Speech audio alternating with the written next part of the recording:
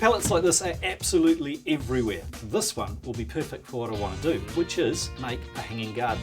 Simple as that. So I'm going to strip off the top surface, reposition all of these battens. I can leave the back as it is. I'll put in some timber to provide a little bit of a tray for the topsoil to sit on, and then really it's ready to hang on the wall, fill with soil, plant your veggies, and away you go. I'll be a little bit careful because really I don't want to have to add in new timber. That would really stand out. One remove fully intact. 2 down. There's always going to be one. One less I can probably deal with, but I don't want any more casualties. I'll leave this one on because that can be my base. I've still got to take these ones off.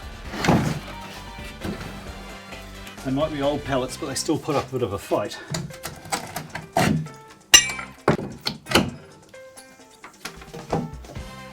At last, out with the last of the rusty nails, and then it's time to get creative with what I have left.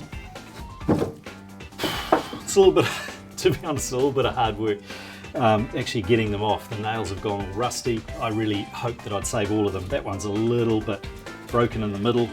I've taken a chunk out of that one there, but maybe I rip that down to match these sizes. I can also just increase the gap slightly.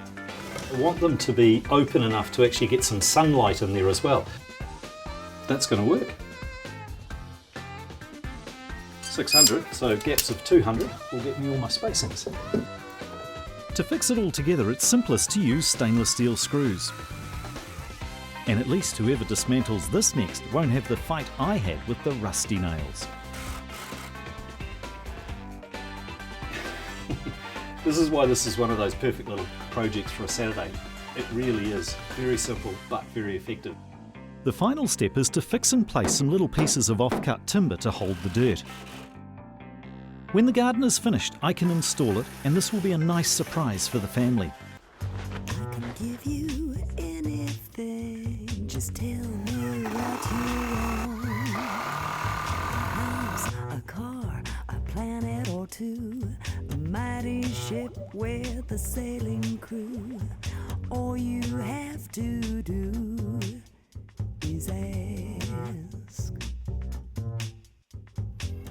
Now, that old pallet there, which I actually picked up from here, you can be working away in the kitchen, pop out, grab what you need, later on, as you get the vegetable patch up and running, then suddenly that's your greens and your herbs ready for your garden. It's actually really cool that it's just there outside the door, so you don't get a few herbs.